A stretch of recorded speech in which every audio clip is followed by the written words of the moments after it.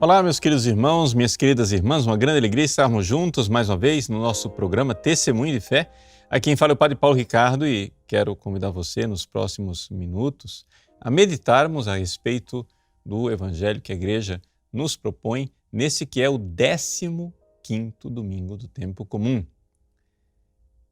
Neste Evangelho, Jesus nos conta a parábola do semeador.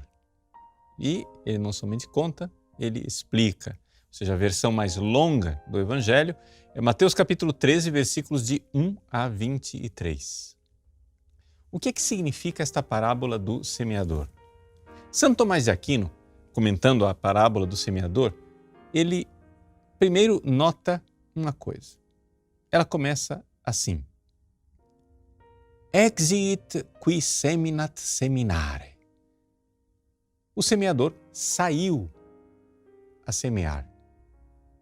Mas como assim saiu? Sim, trata-se de uma saída. É Jesus que é o semeador. E ele vem para semear no campo deste mundo. Ele veio em nossa direção. É a encarnação de Jesus. Ele saiu. Saiu para semear a doutrina, a palavra, saiu para nos conduzir à salvação. Ele veio ao nosso encontro e veio para semear. Então, a primeira coisa, vamos lembrar, em primeiríssimo lugar, quem é esse semeador. Por quê? Porque, de uma forma geral, quando a gente interpreta essa parábola, nós logo fazemos a aplicação pastoral, né? Ou seja, eu saí para pregar, eu, Padre Paulo, saio para pregar o Evangelho, então pronto. Então vamos ver qual é o fruto da minha lide pastoral. Mas aqui, Santo Tomás de Aquino, com seu coração católico, ele recorda a prioridade da ação de Deus. Ou seja, Deus toma a iniciativa. Não é a ação humana que tem a prioridade. Não somos nós quem nos salvamos. Não somos nós quem saímos para fazer uma pastoral, a conversão das pessoas, etc., para que então, depois de um esforço humano, nós consigamos a salvação. Não. A prioridade está em Deus. Deus saiu, né, do altos céus, veio ao nosso encontro, assumiu a nossa humanidade, veio para semear a palavra. Exiit, saiu o semeador a semear. A prioridade divina. Então, a primeira coisa, gente, assim, já aplicando para a nossa vida, a gente enxergar a iniciativa de Deus que nos precede. Enxergar que Deus, na sua bondade, Ele está chamando toda a humanidade. Ou seja, o maravilhoso, a coisa mais fantástica é que este semeador, ele é pródigo. Veja, quem de nós jogaria semente do jeito que ele joga? Ele joga na estrada? Ele joga nas pedras? Joga no espinheiro? Joga também no terreno bom, mas ele joga absolutamente em todo quanto é lugar. Ou seja, Jesus, ele se fez homem porque Deus, na sua infinita bondade, quer que todos os homens sejam salvos e cheguem ao conhecimento da verdade. Deus quer que todos os homens cheguem ao conhecimento da verdade, Ele está chamando a humanidade inteira. Isso quer dizer que não existe nenhum ser humano neste planeta que não tenha no seu coração a voz de Cristo convidando. É que essas pessoas não ouvem. Essas pessoas não estão escutando os convites de Deus. Mas Deus saiu para nos convidar, para chamar, para que nós façamos parte, né, da sua felicidade, da sua alegria no céu. E Santo Tomás então diz, mas saiu para semear o quê? Não é? Semen suum, ou seja, a sua semente. E que semente é esta? Vejam, aqui vem a maravilha. Deus, o que Ele quer semeando nos corações dos seres humanos é que Ele quer que nós sejamos filhos de Deus. Participantes da sua natureza divina. Ou seja, o Filho de Deus veio para nos fazer filhos. Ou seja, o que Deus quer com essa semeadura, o que Deus quer jogando a semente na humanidade é que a humanidade seja divinizada, participe da sua natureza divina. Ou seja, que nós possamos um dia chegar no céu e participar da felicidade do Pai, do Filho e do Espírito Santo. O semeador saiu a semear. E esse semear é um ato de amor. Um ato de amor imenso, porque Jesus quer que nós nos unamos a Ele. Jesus veio a este mundo, colocou a sua palavra, é um convite no nosso coração para que a gente então se una a Ele. E este amor, o amor é unitivo, Ele quer se unir a nós. Ele quer que nós nos unamos a Ele. Então aqui, só de colocarmos já essa perspectiva divina no início da leitura dessa parábola, ela já adquire um sabor diferente. Não que a gente não enxergava isso, mas é que isso precisa ser explicitado a cada vez porque a gente tem uma tendência de se esquecer. Ou seja, nós estamos numa cultura que tem uma tendência enorme de achar que o homem vai ser salvo por sua própria atividade e esquecer a iniciativa de Deus, a iniciativa generosa de Deus que quer semear sementes de vida eterna, quer semear sementes que brotam para a eternidade, ou seja, para a nossa participação na vida de Deus. Muito bem. E aí então Jesus começa a colocar as dificuldades que a semente vai ter que enfrentar nos vários tipos de terreno. O primeiro tipo de terreno é a semente que cai pelo caminho. Não é? Quando a semente cai pelo caminho, Santo Tomás de Aquino diz, aqui a maior dificuldade é a memória. Ou seja, as pessoas que recebem alguma coisa da palavra de Deus, mas não retêm, porque o passarinho logo leva, são as pessoas que vivem nesse contínuo esquecimento de Deus. Esquecimento desse convite de Deus, Deus que nos convida. Ou seja, a humanidade vive num estado de esquecimento chamado pecado. E é interessante nós notarmos que o Evangelho de São Mateus, que fala dessa realidade da semente que cai no caminho, diz simplesmente que os pássaros do céu vêm e levam essa semente. Mas São Tomás de Aquino nota uma diferença, que lá no Evangelho de São Lucas acrescenta uma coisa, que é o fato de que estas sementes também são pisadas pelos homens. Não é só o passarinho que leva embora, mas também as sementes são pisadas pelos homens.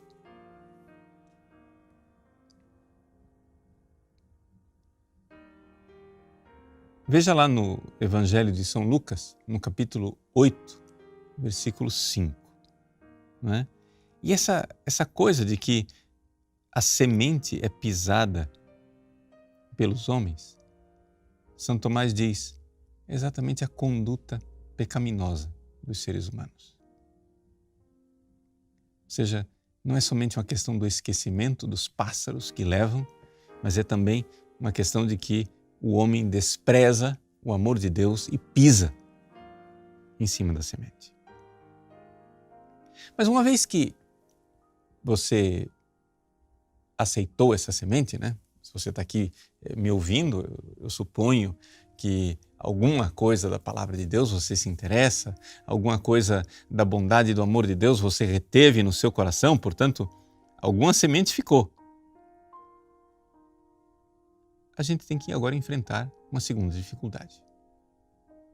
A semente que cai nas pedras. Santo Tomás de Aquino interpreta como sendo a dureza de coração. Cordis duritia. Não é? Ele se lembra da palavra do livro de Jó, capítulo 41. O seu coração vai se endurecer como uma pedra. E por que é que o coração aqui é de pedra? O coração aqui é de pedra exatamente porque não é movido pelo amor. Veja, o primeiro tipo de semente caiu e o passarinho levou. Onde que ficou a coisa? Faltou fé, né? Faltou reter na inteligência, na fé, a realidade da palavra de Deus. Agora, caiu num coração duro, ela brota alegremente, é a fé. É uma fé, digamos assim, de iniciante, é uma fé incipiente, é uma fé de uma pessoa que alegremente se converteu. Mas o que acontece é que, por causa da dureza do coração, ou seja, porque esta pessoa tem fé, mas ela não se deixou tocar na vontade, na caridade, no amor, para se unir a Cristo, para se unir a Deus, esta semente ela logo seca diante das dificuldades. Então, aqui, essa dureza de coração da pedra é essa falta de amor, essa falta de caridade que nós todos precisamos nos converter. Aqui, eu gostaria de bater nessa tecla. Por quê? Porque, veja só, a maior parte de nós, alguma fé tem e, portanto, o passarinho não levou embora. Talvez alguns de nós já até tenhamos superado a dificuldade dos pecados mortais, ou seja, a gente não pisa mais na semente. Mas ainda tem uma dureza de coração de quem não quer se unir a Deus, de quem não quer amar de volta, né? De quem não quer realmente estar enraizado na caridade e no amor. São Paulo aos Efésios nos recorda, Efésios 3:17, que Cristo habite pela fé em vossos corações, enraizados e fundados na caridade. Ou seja, pela fé, Jesus vem, a semente vem, ela começa a brotar, mas ela precisa agora ficar enraizada. Ela precisa de raízes mais profundas. E o enraizamento mais profundo da fé é a caridade, é o amor. Nós precisamos amar Jesus. Nós precisamos querer nos unir ao amado. E aqui que está a grande dificuldade que a gente vê hoje em dia. Se fala tanto do amor de Deus, etc. Deus te ama. Muito bem. Claro, a gente precisa ter fé nisso. Deus me ama. E isso é o início do Evangelho. Esse é o início da salvação. Ou seja, a salvação ela começa pela fé. Você precisa crer no amor que Deus tem por você. Mas que tipo de fé você tem quando Deus ama você tanto e você não sente o mínimo movimento de amar de volta? Então quer dizer que esta fé ela não tem raízes profundas. Primeiro passo, ter fé. Recebe a semente. Não deixa o passarinho levar embora. Tenha fé. Recebe a semente. Não deixe os seus pecados pisarem em cima dela. Mas agora, gente, vamos parar com a brincadeira, vamos levar a sério. Se você realmente tem uma vida de intimidade com Cristo, se você tem uma vida de amor com Cristo, se você quer realmente ser cristão de verdade, esta semente precisa criar raízes mais profundas de amor. Você precisa enxergar o amor de Cristo mais profundamente para poder amar de volta. Quando você vê o amor de Cristo e isso está enraizado no seu coração, o seu coração se enche de gratidão, se enche de alegria para querer amar de volta. Enraizados na caridade. Latim, né, da Vulgata, que Santo Tomás nos recorda, in caritate radicati. Enraizados, ou seja, uma fé enraizada na caridade, no amor. O amor de Cristo. O amor de Cristo nos uniu. Nos uniu a Ele e nos uniu entre nós. Depois, o semeador e a semente enfrentam uma terceira dificuldade. E é o fato de que a semente cai sobre os espinhos. Bom, caiu sobre os espinhos e foi sufocada. O que é este cair sobre os espinhos? Aqui, Santo Tomás contempla as dificuldades que nascem sobretudo da nossa falta de paciência e irascibilidade desordenada, que faz com que a gente, feito biruta, fique procurando 10.000 coisas, né? As solicitudes da vida, ele diz, o que são esses espinhos? São as solicitudes, solicitudines, são as iras, ire, são as rixas, rixe, e assim por diante. A imagem que me vem é exatamente essa, dentro dessa situação que muitas pessoas estão vendo agora de quarentena, né? De viver em casa. A gente vê as pessoas fechadas em casa, elas ficam reagindo como se fossem, me desculpem a comparação, mas eu não estou chamando ninguém aqui de galinha, mas é uma comparação. Ficam se comportando como galinhas de granja. Como que se cria galinha de granja? É uma coisa bem cruel. Você põe um monte de galinha dentro de um engradado, de uma gaiola, deixa a luz acesa o tempo todo para que a galinha não durma, e assim ela fica acordada pondo ovo o tempo todo, não é? Mas isso significa que o nível de estresse, de irritação e de impaciência daquelas galinhas é uma coisa impressionante, e elas ficam se bicando mutuamente. Vejam, que coisa triste. Aquelas pobres miseráveis galinhas, né, que são sócias do mesmo infortúnio, são companheiras de infortúnio e de desgraça, várias, né? Todas elas companheiras de desgraça dentro do mesmo engradado, se bicando mutuamente sem que a sua companheira seja minimamente culpada daquele estresse, daquela desgraça, daquela miséria. Assim somos nós.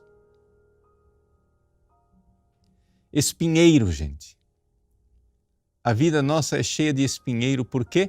Porque, sim, supondo que você teve fé e acolheu a semente da palavra de Deus, supondo que você teve caridade e, de fato, esta semente se enraizou no amor por Cristo na sua vida, o que acontece, meu querido, é que realmente o seguimento de Cristo comporta o vai, renuncia a ti mesmo. Toma a tua cruz dia após dia e segue o Cristo. nós precisamos nos dar conta que não tem possibilidade da gente frutificar como nós precisamos frutificar para a vida eterna, rejeitando a cruz. Este nosso esperneio, essas nossas preocupações mundanas do dia a dia que fazem com que a gente fique agitado, irritado, ansioso, todas essas coisas são realidades que fazem de nós Martas agitadas, não é? São estas solicitudines, como diz Santo Tomás, são aquilo que em grego se diz merimna, né? A mesma palavra que foi usada para a pobre Marta. Marta, Marta, tu te inquietas e te preocupas, tens solicitude, Marta, com muitas coisas. E nós, agitadíssimos, vamos sufocando aquilo que Deus semeou no nosso coração. Então, vamos abraçar, né, pacientemente a cruz do nosso dia a dia. Vamos pacientemente saber. Se tem coisas para resolver, resolvamos essas coisas. Mas se a gente não consegue resolver, então sejamos pacientes. Sejamos pacientes. Então, meus queridos, este é o Evangelho. Se a gente, então, consegue realizar essa tarefa de fé, de caridade, de virtudes, vamos nos purificando para finalmente produzir, né? 100 vezes mais, 60 vezes mais, 30 vezes mais. E colher os frutos gloriosos que Deus tem reservado para nós no céu. O semeador saiu a semear. Deus veio do alto dos céus para semear sementes de divindade, sementes de vida eterna, sementes de participação na sua felicidade no céu. Mas para isso precisamos de fé, recordando sempre do amor com que fomos amados. Esta fé recordada, exercitada e vivida, ela faz brotar em nós a caridade, quebra nosso coração de pedra e faz com que a gente ame de volta Jesus. E então nós teremos força para enfrentar as dificuldades, as cruzes, pacientemente e triunfantes, carregarmos a cruz, nossa cruz salvadora, que nos leva para o céu. Quando a sua cruz se manifestar, meu irmão, e ela for se manifestando na sua vida, não lamente, não esperneie. Você veio para isto. Ave crux, spes única. Ó, ave, salve, eu te saúdo, ó cruz. Ave crux, minha única esperança. A cruz de Cristo, abraçada, é a nossa cruz salvadora. Nós viemos para isso. A cruz não atrapalha, não atrapalha minimamente nosso caminho. Nós viemos para ela, para dar frutos de vida eterna. Deus abençoe você. Em nome do Pai, do Filho e do Espírito Santo. Amém.